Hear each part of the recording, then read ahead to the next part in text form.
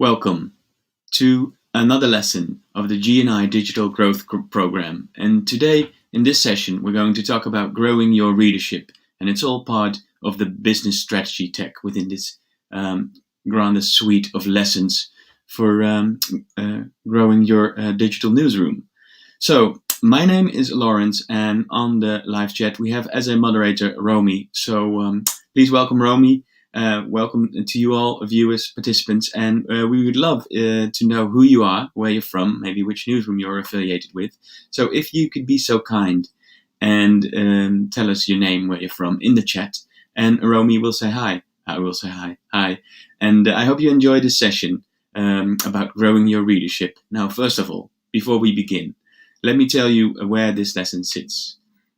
So, we have different plans. Earlier today, there was a session on business strategy called Digital Publishing Success, and another session on establishing a digital newsroom. And this is the third session in the business strategy track, as you can see on the left-hand side, the left column. It's growing your readership.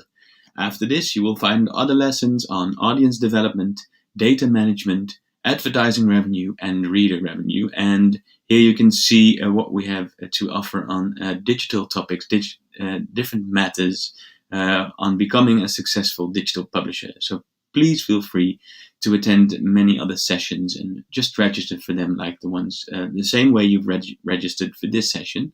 And we hope this all helps you, inspire you, gives you some insights on case studies, some activities, maybe some skills and tools you might need to acquire or experiment with in order to work on your digital growth. So without any further ado, let us start with today's lessons. But first, I would like to be sure and to make sure that these are all options, but it's your actions that actually are going to make a difference. But we can't tell you what to do, because every newsroom, every publisher has a different and unique context. You have to take your actions and choose your options based on your needs, your experience, the aims of your newsroom. But we want you to show you a variety of options that are out there. Some of them you might know of, heard of, and we might tell you a bit more in detail about what newsrooms did, but also activities you could undertake in order to establish a digital newsroom or grow your audience like today. So once more, the world of digital publishing online is complex, and each and every business has different challenges. So you have a different audience and a varying amount of resources available, obviously. So please be aware. It's up to you and your decisions. You make the decision what you choose to pursue. Now, why does it matter to know your reader? So this session is all about knowing your reader, growing your readership. It's important for any organization, obviously, not just news organizations or people who are working in journalism. As the world changes, your reader is also changing, and it's in terms of changing behaviors, changing beliefs, and understanding these changes will help you and your organization adapt in an increasingly complex world. So for today, we've got these three topics we will cover. The first one will be changing behaviors. The world is changing, and so is your reader. We'll go in depth on that. So ask yourself, what do your customers want? The second topic will be reader relevance. It's important to remain relevant to your reader, of course. And third, building loyal readers. What is the journey your reader is on, and how can you be there when it matters? So we're going to go and dive into these three topics. We're going to show you a connected reader persona and a journey map. Things you might be familiar with or heard of, and there might be some specific details where you can think about, or if you never heard, this might be a good way of thinking about your audience and growing your readership. So first of all, we have changing behaviors. So as you're probably aware, it might have happened to yourself as well. Technology has changed people's lives, and it continues to change lives. Say mobile technology For example, the average UK home now has more than 10 internet-enabled devices.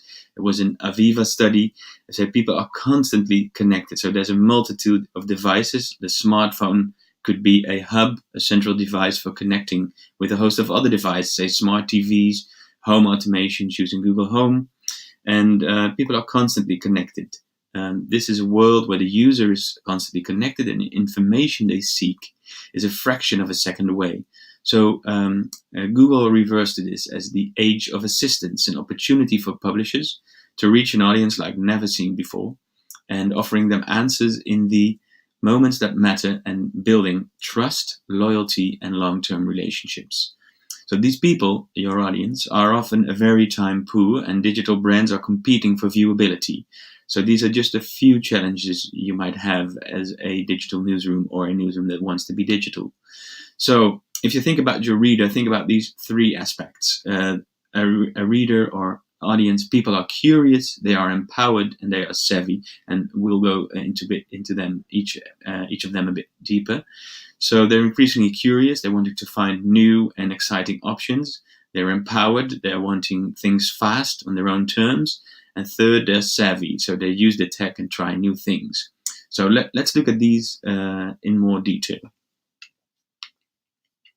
But by the way, we have Tony from Romania's here, John from the UK. Hi to Tony, hi to John, good that you're attending. And if you do have any questions or anything you would like to comment on to add, maybe as a tip or a case study that you know of, please feel free to share with Romy in the chat so everyone can build upon our shared knowledge. So the first item for today's readers are curious and searching for more options. So mobile searches for alternatives to have grown by over 70% in the past 2 years. So let's start with this curiosity. Your reader is very curious. Let's face it, we've all become a bit research obsessed. Every decision we make, product we buy, service we take, has got to be an informed one. So research suggests that people are now incredibly curious, even about small, seemingly mundane things. In the past 2 years, we see mobile searches for shower curtains, for example, more than double. So mobile searches for alternatives too have grown by over 70% in the past 2 years. Again, let's start with curiosity. Do you know what your reader is curious about, or your readers or specific segments are curious about?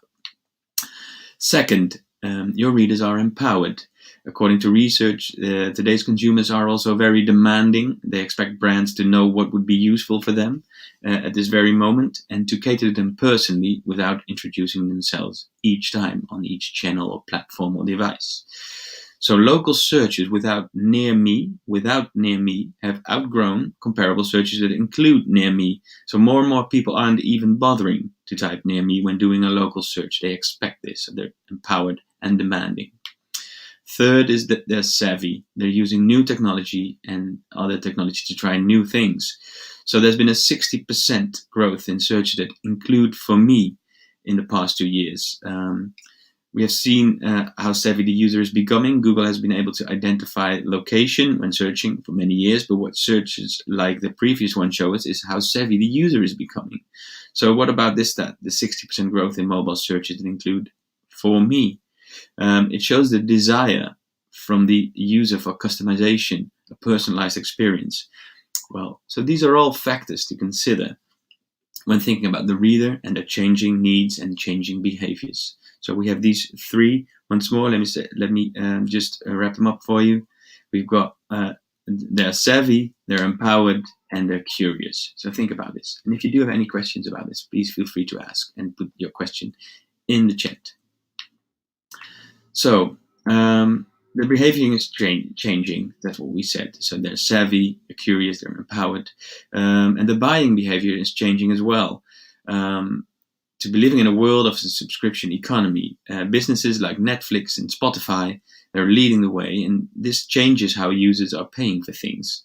So Gartner predicts that by 2023, it's in 2 years, 75% of organizations selling direct to consumers will offer some kind of a subscription service. So this might be something you could think of for your newsroom.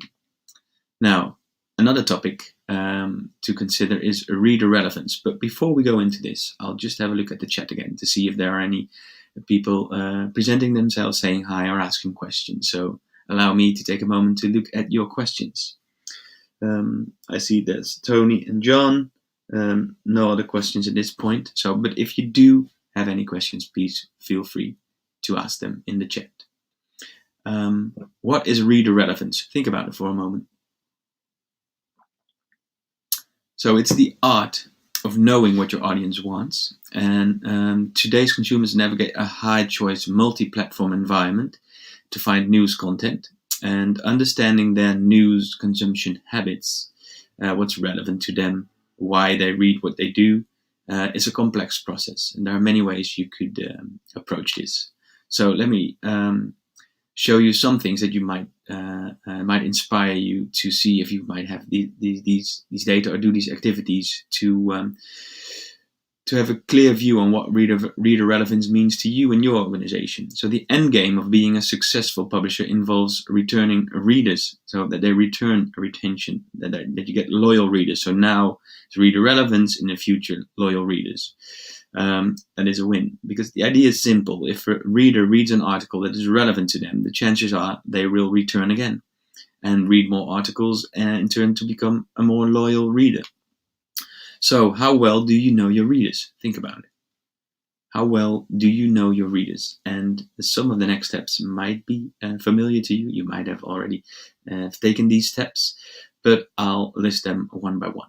So there are 5 things you could do to get to know your readers well. So it starts with creating a reader persona. You could detail your reader persona using these 5 steps. And for many newsrooms, there's not just one reader persona, there might be 3 or 5.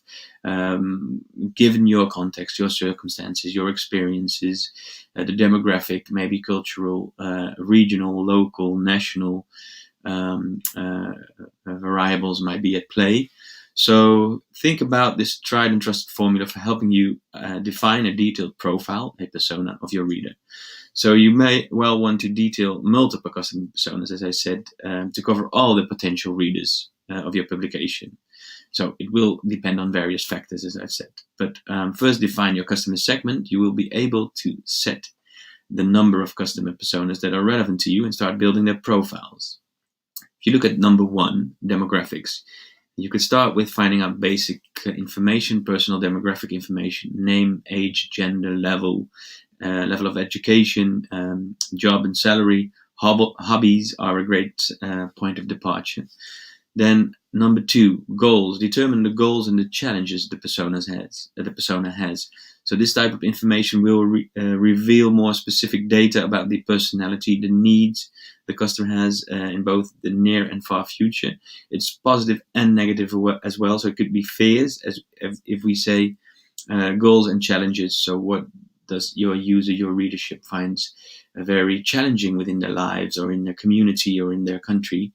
Think about that as a challenge, but also the goals. What do they want to achieve in life, and how can you help with that? Third of all is value. Describe the values that the reader thinks are important to have and what she's afraid of. If your ideal consumer is afraid of, say, for example, spiders, and you choose to write an article about how arachnids can be great pets, it's quite likely that this encounter will not end so well. Let's look at number 4, routine. And routine is ask your customer persona to describe one typical day in his or her life, providing you with more knowledge of her feelings and his needs. And in your template, you could write down the real exact quotes, so it gets a real human, empathetic value you can take out of that. Check what your customers use to search for information. Obviously, the words they use and what kind of information they're searching for typically. And this is one of those questions that will clearly reveal the type of article the audience is looking for. And number 5, pitch. We recommend you write an elevator pitch, a short piece of around 60 seconds in length that summarizes and puts to use all the information you've accumulated. So try this. Speak as if you're attempting to convince your audience to buy a newspaper. So, although the persona will never describe the exact feelings of your audience, you still have the opportunity of gathering a lot of quality data. So, for example, if a persona describes herself as being very stressed and a fan of swimming at the municipal pool, we will already have found out that she's an active person who tends to work a lot and might need a break. So, how about an awesome article about swimmers to read around lunchtime? It's just one idea. But if you go through these 5 steps and see if you can create a detailed customer, audience, reader persona, and maybe even more depending on your demographic and your audience, that might help you think about what kind of content to write, when to publish, when to push, and in what form. So another question might be, how can we find out whether content is relevant to readers? So that's the reader relevance part. And there are some questions, some other things you could think about. But first, let me look at your question. So I'll look into the chat again. And I see that Romy has asked you, and I'm asking again, what do your readers like, and how would you describe your reader persona? So if you would be able to answer Romy's question, we could use your answer and maybe elaborate a bit more on that. So how can we find out? So if you want to find out, again, this question, how can we find out whether content is relevant to readers? You could look at these other questions. It's research from Ofcom, and they ask readers why they read or follow the news. And let's take a look at some of these answers, some of the statistics to know what's going on across the UK, to know what's going on in the region or nation, to know what's going on in my local area, the world. It's important to keep me informed about certain issues. It allows me to form opinions on the important issues, information about daily life, travel, health, taxes, education, to get different perspectives out of habit to routine, something to talk about with others, to be knowledgeable from a job, work, studies, provide some fun and entertainment. And as you can see, the higher the percentage, the more times the people answered or ticked these boxes. But we do want to ask you, if you ask your readers what are your reasons for following news, you might get these answers, but you can look at your own data as well.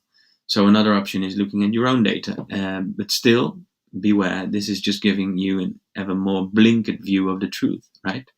So look at your most viewed pages. Data about content preferences also come from online audience tracking by individual news organizations, measurement firms, social media networks, and others. Lists of most read, most shared stories, for instance, based on revealed news preferences. Click-through rates, I probably are familiar with time spent or the forms of audience engagement with individual stories. But I must emphasize, the picture painted by such data is most of the time incomplete. And there's good reason to wonder if clicking should really be made as synonymous with preference or interest. If you click something, are you really interested, or might there be other reasons why? So the data used to build the most read most read lists doesn't show the full composition of people's news diets or maybe intentions, because they don't take into account that news consumption is cross-media. Another reason why these most read rankings may diverge from people's wider news interests can be found in the push factors related to algorithmic selection, which cause more people to be exposed to stories that are already trending upwards in terms of likes or shares. So again, think about people's news interests and this cross-platform behavior as well, because they might come from a desktop to a tablet to a mobile phone to maybe a Google Home device, and ask different questions, have different kinds of interests or types of form of articles that they consume per device. So this is only the best of what we offer and not really showing us the full consumption. Is there more? And luckily, yes, there is. But before we go into that, I'm looking at the chat again, and I see at this point there are no new questions or answers, so let me continue. Luckily, there's this research by Reuters, the Reuters Institute for Journalism, and the Digital News Report. They analyzed this question, what defines relevance. And this diagram, as you can see on the right-hand side, it shows a simple model of the factors that help to drive and define news relevance, as understood by actual members of the public. So the model recognizes the importance of the brand, but not at the expense of key factors like, and I like to state, and please uh, look at the right-hand side, the proximity is very important, the sociability, the previous knowledge, and above all, the topic of a story is obviously very, very important when it comes to understanding the news relevance for a reader. So, who is succeeding in being relevant to their readers? Based upon the Reuters model we just looked at, let us now look at some examples, some case studies from other newsrooms that are looking at these different factors. Let's look at them again. A news story topic, proximity, sociability, previous knowledge, and obviously brand. Let's look at these case studies. Who is succeeding in being relevant to their readers? One of them is Tortoise Media. It's another project supported by the Google Digital News Initiative, the Thinkin Network. And it's based on the newspaper leader conference, but instead of just being for journalists, they invite their audience, the public, members of the public, the readers, people that have a membership with Tortoise. And they can be invited into the newsroom as well. It could be both virtual, remote, or in person. And they are giving members a seat at the table. And as you can see, for relevance, it ticks the boxes of sociability, as you can see on the left-hand side, and previous knowledge. So this is where this case supports the Reuters framework of sociability and previous knowledge. So Tortoise' aims is to encourage an exchange of ideas and knowledge to fully include members in the journalism created. Just one case study. Another case study is from the Yorkshire Post. Power Up the North is a campaign that is focused on investment, injustices and inequality in the northern region of England, and united 33 formerly competing news organizations. So it's local content that promotes local issues. So how does this promote the Reuters framework? As you can see on the left-hand side, news story topics, that's what they're sharing, and that's why it's relevant. It's local issues, local content about local issues, and obviously there's proximity because it's local and it's issues. It's covering issues that matters to the people over there. So and we go into a third case study, and then I'll be looking into a question by John or comment. So please do have a second, and I'll go into the third case study where the Reuters framework is being applied, or where it supports the Reuters framework. And that is the Bishop Stortford's Independent. It emphasizes its print edition. It covers a smaller patch than its predecessor, but it's focused on content relevant to the day-to-day lives of the population and informing them, entertaining them, occasionally educating them. So how does it support the Reuters framework? Again, if you look at the left-hand side, the bottom, the relevance here, it says it's about sociability and proximity because it's regional, local, and sociability, it's informing people, entertaining them, and educating them. And that's why it ticks the sociability box as well from the Reuters framework. Now, there is obviously room for competition. You could do in-depth articles. You have to understand the relevance that can be experienced at multiple levels within a topic. Take sports, for example. So think about which aspects of sports interest come to mind when I read off this list, how one subject can produce different types of relevance. So in depth, you could think of The Athletic. If you think about player's voice, it could be the player's tribune. If you think about breaking news, you might think about Sky Sports. If you think about gossip about sports, you might think of the Mail Online. And if you think about inside scoops, it could be the local team. And if you want facts and figures on sports, you might look up whoscored.com. So, publish less, but publish better. To find your sweet spot and stick to it, think about community, sociability, proximity, and somewhere in this Venn diagram in the middle, there is your sweet spot. So once you've found your sweet spot when it comes to reader relevance, stick to it. And although it's tempting to diversify, of course, your content range to provide as much coverage as possible, it's good practice to keep being relevant to your reader. We also call this the North Star. So local and regional newspapers around Europe have adapted their editorial and business strategies to remain sustainable in the digital media environment, and they recognize the need to invest in the high-quality, distinctive digital content that serves existing readers while attracting new readers who will ensure their futures. So, 3 takeaways from this part. Put your audience at your heart of every decision you take in the newsroom. Evolve with your audience, so look into their changing habits, their changing needs. If something isn't working, try a new strategy. And third, build your product around a community. These are the 3 takeaways of reader relevance. Now, before we go into the third chapter, the building loyal readers topic, I'll look at the chat or the comments and see what's in there. And I might want to invite Romy to address these questions as well. Romy. Yeah, hi. So we have a bit of chat here. Was you explaining? So our conversation was about reader persona. John said that, his readers, they want to know about crime and house building because it's too much development in the area where, his readers are. Of course, they also like good stories about residents, which makes it more local.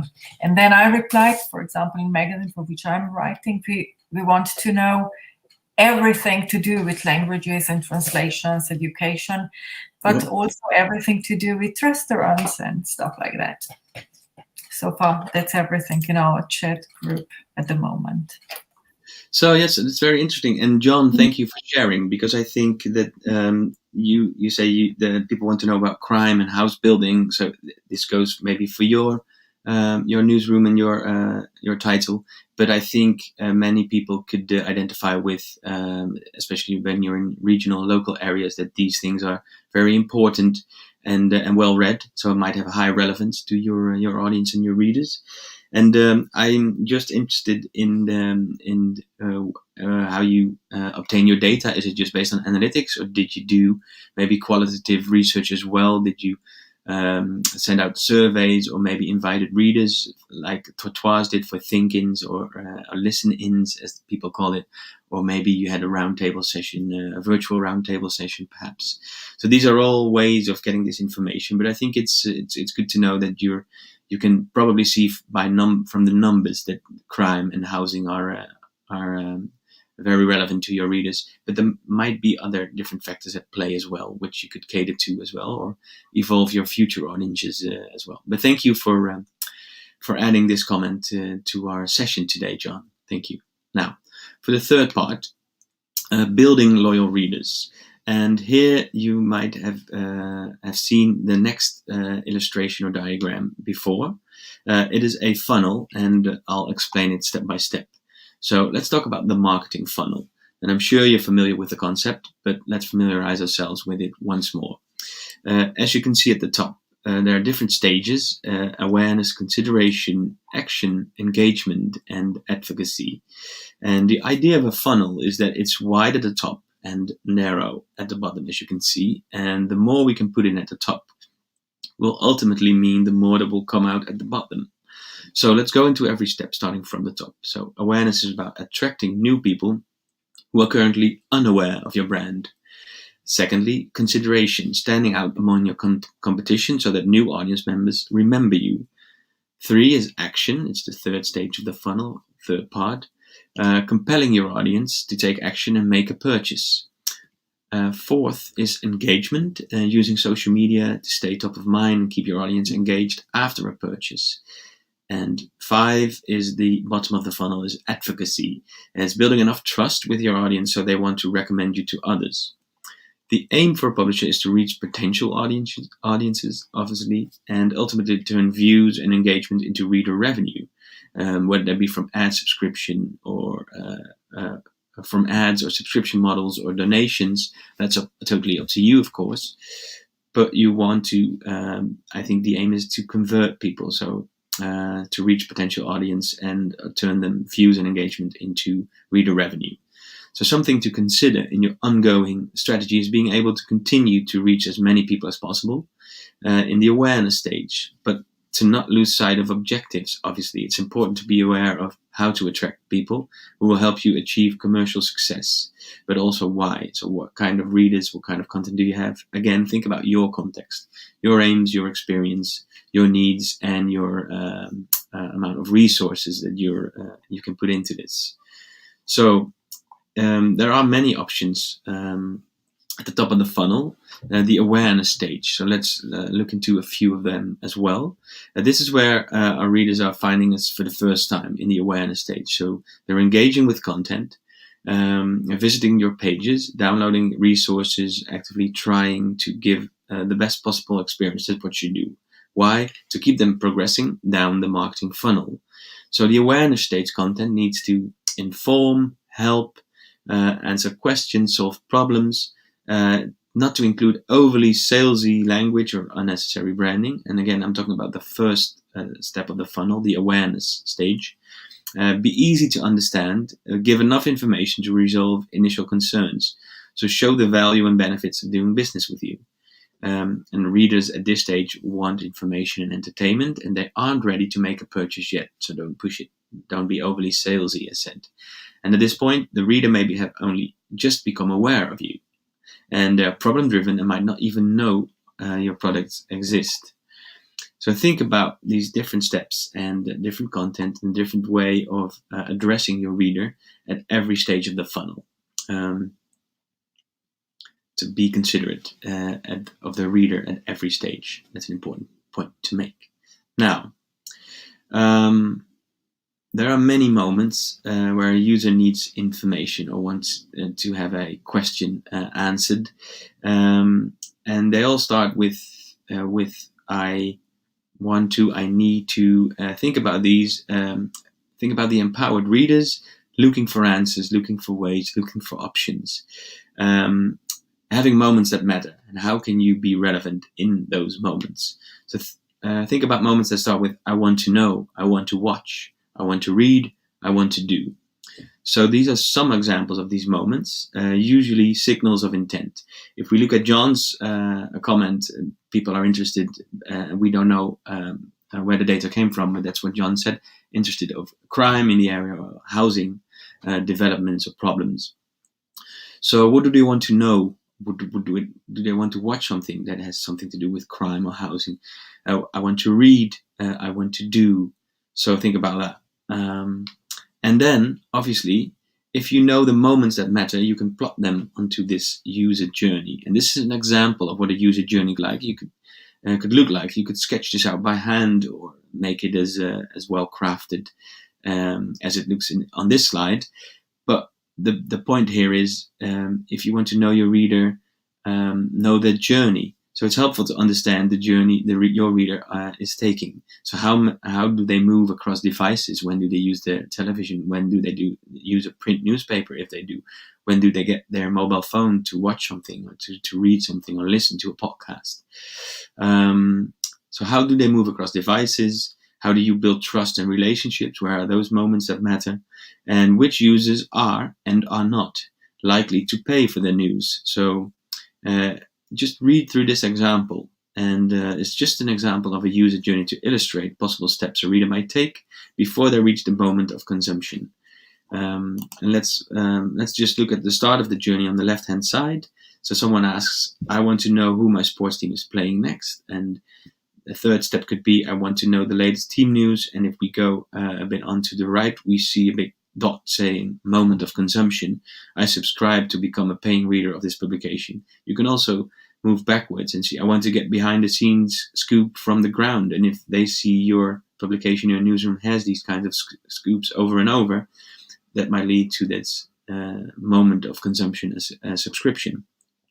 And then another step could be on the total right-hand side, I want to connect directly with the journalist. This could lead or result in you experimenting with events, be it online or, if possible, in person, where people could talk to your journalist or exchange information or ask questions that really want to know more about the issues at hand. So, just an example of a user journey to illustrate the possible steps a reader might take before they reach the moment of consumption. Big question to you again is, what journey might your future loyal readers go on? So it's good to know about what your current readers are doing and what how their journey looks like, maybe from day to day, from week to week, month to month. You could work out seasonal journeys as well, because they might differ if you have strong winters or hot summers or anything. So think about what your journey your future loyal readers go on. So not the ones you know of right now, but the ones you would like to reach as well, or target as well. So what journey might your future loyal readers go on? And well, I'm the one asking you this question, but you might have some questions in the chat. So again, I will be looking at it for a short moment and see if you have any questions or comments. We got a comment from John. It says, down to analytics, these topics get the most shares on social media. So it's both things, as we said. So it could be your own analytics, but also the most shares on social media. And the next step could be investigating why. Obviously, there are many industry reports, journalism and social media, trying to analyze why people share these things. But it could also be interesting to invite your own readers and ask them use the 5 why method. So why do you read the news on crime in your region, and why do you share it online? And if you might know that might help you inform what content to create, when to publish, or in what tone, or who to address your article, your new content or video to. Tony has an answer. They are interested in local stories, news from sports, politics, economics, crimes, entertainment. It's difficult to make a very thin characterization as our community is enough large to ask for diversities and too small to sustain a big newspaper.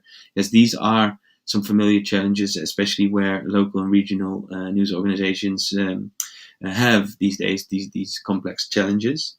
But still, if they're interested in local stories, try and see if you can invite or do some qualitative user research on trying to sketch out their journey with their challenges, their needs, and their goals. Try to get those and see if that can help you inform and inform your content, the content creation, and becoming more relevant to your readers. So with this last question, what journey might your future loyal readers go on? It's not something I can answer. You have to answer and maybe ponder a bit more on. There is an activity, though, which you could do, and let's just go into all the different steps. So in teams, and obviously it could be if you do this with some other person, then you are considered a team of 2. Think from your persona's perspective. Come up with as many I want to moments as possible. So what do I want to know, read, hear, listen, learn? Plot them from the upper funnel, remember, from the awareness step down into the advocacy step, to the lower funnel. Bridge the gaps if required for a logical journey. So see where you might miss out on some opportunities in the funnel, but also in the user journey. Repeat with different personas. So try to see if you can come up with multiple personas, or when personas change. And then there's criteria for choosing your moment. So the size, how many people ask the same questions. Could you, for example, use Google Trends to see what people are searching for when it comes to certain words or persons? You can see what trending questions are related searches, which is an interesting piece of information to help inform your content creation, the articles you publish, and in what things you cover around this topic. Targetability is one. Are there sufficient signals that help me recognize if a person is in this moment? The meaningful link to the product. So does the reader fully appreciate the benefit of my offer? And the right to speak. Are you the right publication to speak at this moment in the purchase journey? And obviously it's again about trust and building loyalty, and having this high quality journalism at the heart of every decision you make, obviously. So this could be an activity you can do in teams, and think about choosing the right moments for your newsroom and your publication. So West France, they created a digital a new product based upon reading habits. West France is a regional morning newspaper in the west of France, as you would have figured. And a few years ago, it identified a new trend in the audience reading habits, with more news consumption happening in the evening during readers' commute home. So they could be listening or being on a tablet or a mobile phone while commuting on public transportation, for example. And West France took advantage of this new moment, and it created a new early evening edition, digital edition, l'édition du soir. And it published each weeknight at 6 p.m. And the edition target readers were looking for something to read during their commute from work or while relaxing at home. And it also optimized for the interest of readers during this time period. So there are more games and puzzles to help readers relax, in addition to reading the news. So again, there are two moments. One could be a commute, so you're off from work, going back to home, returning to home. And the other one was relaxing at home. So those could be two different moments that matter. And you could even think of two services or products or pieces of content that you could push to those different personas, perhaps. So what Edouard Reis-Carona, the digital editor at West France, told, quickly we saw that there was a developing market for news at the end of the day. The usage of tablets and smartphones indicated that people were willing to read things after work. So we decided to create a 100% digital newspaper with news, magazines, and games. Interesting what West France did here, based on developing reader habits or new habits. And new habits could have evolved from using new technology like tablets or smartphones. So think about your future loyal readers again. And to sum it all up, we've covered these three topics today in this session. One, changing behaviors. The world is changing and so is your reader. Second, reader relevance. It's important to remain relevant to your reader. Think about connected reader personas. And third, building loyal readers. Think about the funnel, but also getting to know your reader. What data is there? Is it quantitative in your analytics, maybe in social media research, but also your own, as we call, first-party data, where you invite your audience to share some information and where you do your own user research to really get their needs, their challenges in life, their goals. And with all this information, you can build some detailed reader journey maps for different personas. And you could find out if there might be room for a new product, a new service, or like l'Ouest France with this evening edition, l'édition du soir. So these are the things you could do in order to grow your readership as a part of your business strategy. So once more, I will be looking into looking at Romy and the live Q&A to see if you have any questions or comments. At this moment, I don't see any others, but I would really like to thank Tony and John for participating very actively and sharing some insights and some of the topics that you are covering and that seems to have a lot of relevance to your readers. It's very nice to have this on-session, live session input. So thank you very much for your engagement and participation. There is also some other options. If you do have any questions that pop into your mind or you might realize later on, I would like to point out that there are many other sessions which you could register for and attend on audience development. We have creating content for digital and crafting digital newsletters. Especially these newsletters gain a lot of traction these days. Seem very important to building a relationship with your audience if you want to grow your readership. If you've done your user journey mapping and created personas, you might consider of creating a newsletter if you haven't already. Maybe that tailors to a specific topic or a moment that matters, and that could be something that's really relevant to your readers. Thirdly, there's in the data management track, the third column, data management, understanding your data, so understanding your audience, publishing KPIs, and your data maturity. Those sessions might be of interest and relevant to you as well. Besides from all these lessons where you could register for, we have a roundtable session which you can join later on today in just a few moments. There are labs where there's more training from the Google News Initiative. And lastly, we would like to have your feedback on this session because your feedback is important to us. And this is how we can evolve and improve our support. Without any further questions, any further updates from Romy. On behalf of Romy, I would like to thank you for your participation and for joining us today for this session. Thank you, and hoping to see you at a roundtable session or other session that is a part of G&I Digital Growth Program. Thank you for watching.